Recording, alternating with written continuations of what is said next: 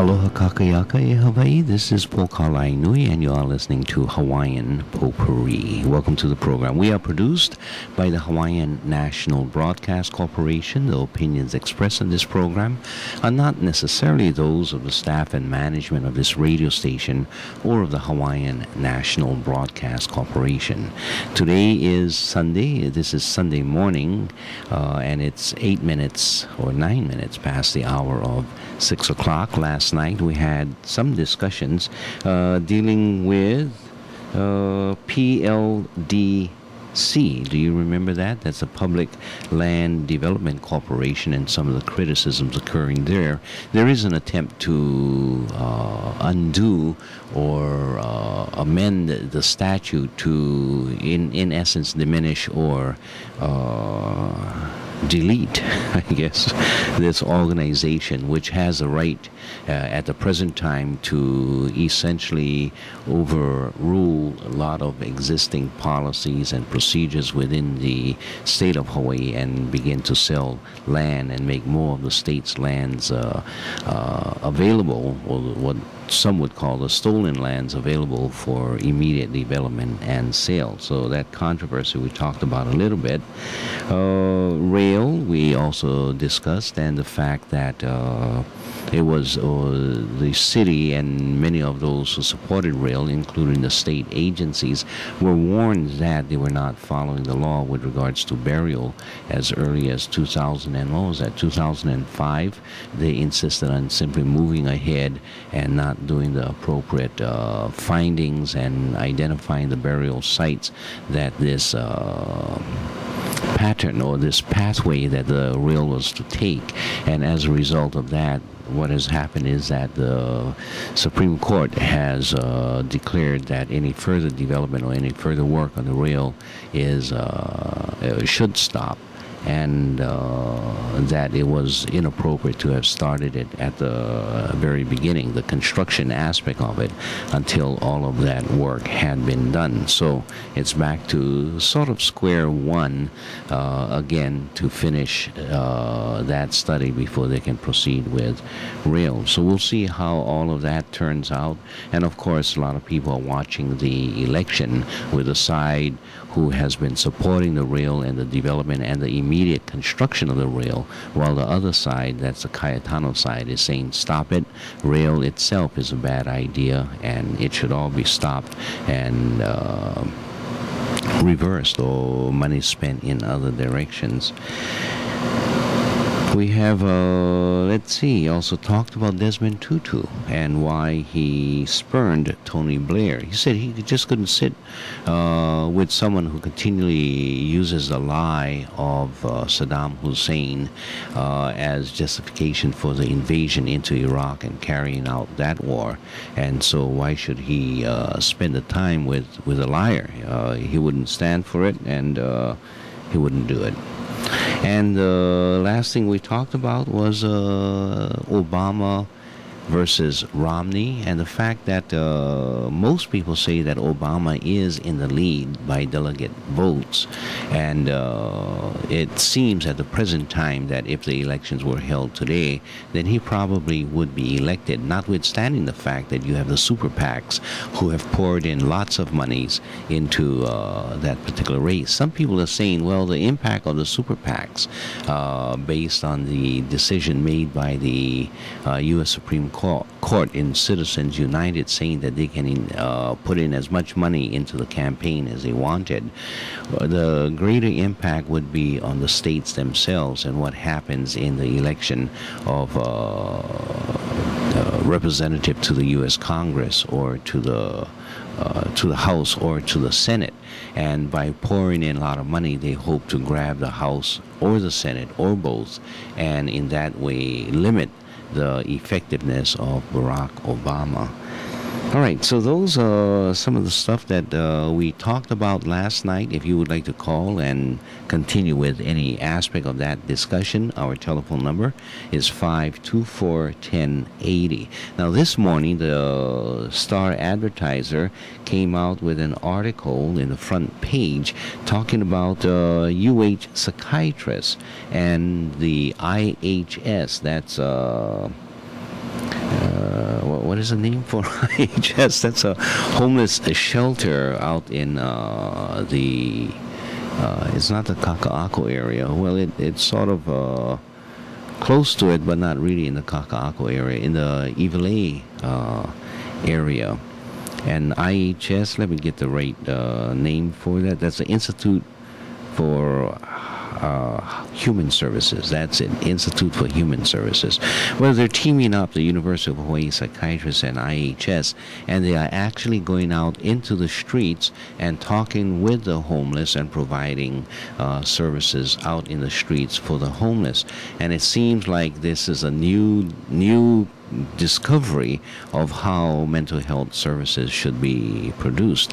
As I'm reading the article, this is 2012, and this disclosure that the most effective way is going out into the community, working with the people, having the case managers and the workers go out there and bring your psychiatrist with you and interview and connect up, and then provide immediate diagnosis and appropriate services to the community as you meet them. And I'm sort of smirking. I think it's a very good idea. And back in 2000 and when was that? About 2001 or 2002, I had the opportunity to travel to Georgia and to receive an award on behalf of Hale Na Pono, and this was an award for first place nationally for an organization under $10 million annual budget. And the award was based on our disclosure of how we provided what we call case management services. And it was a common practice for our case managers to go out into the Waianae area, working with clients where they were at, whether they were living under the bridges or in the caves up in the mountains of Waianae, Nanakuli area, or if they were on the beaches, wherever they were at. If they had homes, we would go and visit them in the homes, and we would take our psychiatric staff with us whenever the connection was appropriate and they should be visited at that time. Because you don't go walking through a community and into these places if your connection has not been made, if the homeless or the non-permanently sheltered are not ready for you. You cannot barge in, and it's just not appropriate. So it takes a case manager to begin the initial contact, and after that, after you develop a rapport, then you can have the consumer, the client, the patient, whatever the term may be that you may be calling them at that time. You can either bring them into the facility, you can visit them in their homes or wherever they may be. They may not want you, even if they have a house, to come into the house for whatever reason. They may be embarrassed about the condition of the house or the condition of their living situation, and they will arrange to meet you at a McDonald's or at a beach park or other places, and then you develop the rapport. One of our cases, it took us about I'd say maybe a year to 2 years to continue to make contact with this woman who was living alone out in a very difficult situation under one of the bridges out in the Waianae area. And so contact was finally made, not contact, but a rapport was finally developed, so that the client would be able to speak with the case manager, and only after that rapport was developed, then you bring in the psychiatrist to meet with the client and you begin to provide services. After about 5 years, I would say, of initial contact, then we're finally able to arrange for this woman to be reunited with her family somewhere in America. And they had lost track of her. She had not wanted to make contact, and after working with the client for a period of time, she finally returned back to America, back to her home. But it takes a long time to what is the word for it, to develop, to acculturate between the client and the case manager, so that you can get your psychiatric or your medical personnel involved in this relationship. The heart of behavioral health services, the heart of working with, and I'm talking about the seriously mentally ill, because if they are just episodically mentally ill and they recognize, and they can recognize their mental illness, and they are able to identify and seek assistance, then you can just have a psychiatrist, you can have a psychiatric office, you can have a nurse or a case manager working within the office, and not go out into the homes or into the other places of the individual. And oftentimes they don't want you in their homes or in wherever they may be located at. But for the seriously mentally ill, at times they are compounded with not only a mental illness, but there are other illnesses that accompany the mental illness. They may be suffering from diabetes, heart disease, cancer, had suffered from a stroke or the effects of a stroke, and many other primary care maladies that compound the mental illness. At times the mental illness helps to compound or exacerbate the medical difficulties. And on top of all of that, you have added on alcohol or drug use that just spurs or spins things sort of out of control. And so you need to determine exactly what the difficulties are. That's why a diagnosis is very important, to have a professional come in and begin to identify the different elements that you are dealing with. At times the primary care problem may be causing the schizophrenia, or the alcohol and drug problem may be causing the schizophrenia. And if you take care of these problems first, then you won't have the mental illness, especially when you're dealing with depression, as an example. You know, a person who is in constant pain very likely will be feeling depression. Those with high diabetes can oftentimes also be accompanied by a low level of depression, and if it's not treated, it increases to a very high level of depression. So teasing out, sorting out, and determining what are the problems takes time.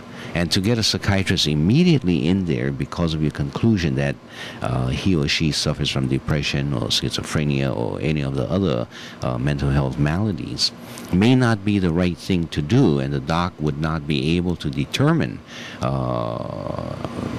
what the illness really is until you tease these things out. So that is why the case manager, as far as I'm concerned, is the heart of these programs, to be able to assist the client, to bring them to a treatment facility, to get them off of the alcohol or drug that they are using for a period of time, but not to just drop them. Sometimes what happens is facilities, when a person comes to the facility or they make contact with a person, and the person is asking for assistance in whatever the malady may be, and they know that the person is on some kind of a substance, is dependent on substance, they will tell the client, stop taking the substance, either the drinking or the drugs, whatever the substance may be, for the next 30 days. And after that, come to see us, because then we'll be able to separate the mental illness aspect and whether or not this is truly a problem with mental illness or it's a problem with substance. Now, that has been the typical medical or psychiatric approach that had been generally taken. It's a very inconsiderate, very out of touch method of treatment, because a person who comes to you and asks you for treatment at that instant in time is seeking treatment, wants the treatment. Part of the treatment may be the inability to stop taking the drugs. To stop taking something that you are addicted to for 30 days is asking a person to go heal himself or herself first, and then we'll determine whether or not you need our professional service. It's an idiotic way of treating a person. You must engage and immediately provide continuing contact, continuing support to the individual. So, as I said before, to me, the real sort of secret to the appropriate care for the seriously mentally ill is through the case manager.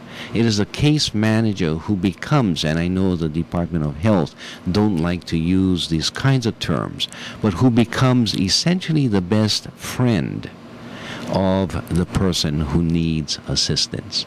And sometimes the reason the Department of Health does not, and especially the Adult Mental Health Division, don't like the use of the term best friend or even friend is that you need to maintain a professional distance with the client.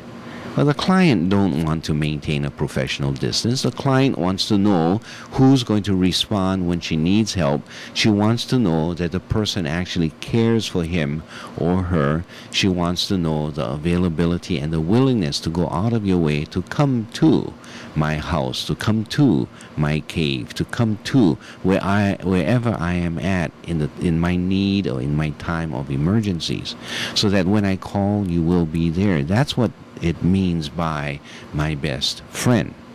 Someone who you can sit with, you can talk with, and someone who feels or empathizes with your difficulties. And in that way you develop that rapport. To treat a person from a distant professional relationship does not develop the rapport that is so necessary in appropriate mental health services. Okay, I'm sorry for getting too far away, but in essence, it was the recognition of the method by which Hale Na Pono had provided the mental health services that we won the national award for our style of services. In that, for example, one of the examples I gave to exemplify the types of service, whenever there may be a storm or a hurricane coming or a hurricane having struck, my expectation is that our case managers would not be in their homes or at home and cooking and protecting themselves. I want them out in the streets. I want them looking for the clients. I want them to assure the safety of their clients, to be sure that they are in safe places, and only then do I expect you to be in your homes and other places, because the clients are the most susceptible, unable to protect themselves. Oftentimes, well, I won't get into any further detail, but it is that kind of relationship, that kind of commitment, and the foundation of effective mental health services is case management. The psychiatrists are important, and it's no denial as to that. But until case management can make the contact, establish the rapport, and then introduce the psychiatrist to the client, wherever the client may be found, and at times, especially in the Waianae area, with a very local method of approaching clients, we would use the case managers to bring the psychiatrists into the community. Although they have all kinds of degrees, they know the medicines, they know the diagnosis and the rest, at times they don't know how to take off their shoes or their slippers before they enter into the house. So these common sense, or for us, what appears to be common sense if you're going to do your house visits, are so important as you meet with these clients. Or what are the particular issues within the house? It's a case manager who knows these things and can provide and open the doorway for the psychiatrist to come in and provide the psychiatric service. So with these kinds of house calls, these kinds of teams, that is the appropriate way for a real service. And I'm glad to see that the University of Hawaii psychiatrist is now working with the Institute for Human Services. And I think it should be far more extended or expanded. Not only UH psychiatrists, but all of the psychiatrists that are supposedly assigned to the community mental health centers across Hawaii, and they should be, aside from Hale Na Pono's community mental health center, there should be 8 other community mental health centers. Hale Na Pono itself has been excluded from the circle of community mental health centers by the Department of Health, so we are not able to afford a psychiatrist at the present time. But the other community mental health centers are all what is the word for it? Are all staffed with psychiatrists, and this is exactly what kind of service. If they claim to be community-based, community mental health centers, then the psychiatrist should get out of their offices into the community and working in the community, whether it's in Kalihi, Palama, Waimanalo, wherever these community mental health centers are, the psychiatrist should be in the fields working with these folks. The homeless are not located only in Waianae. They are not located only around Iwalei. They are not located only in Waikiki. They are all over the islands. And that's a kind of appropriate service that should be conducted all over the islands. Okay, enough of that. Let's go to some music.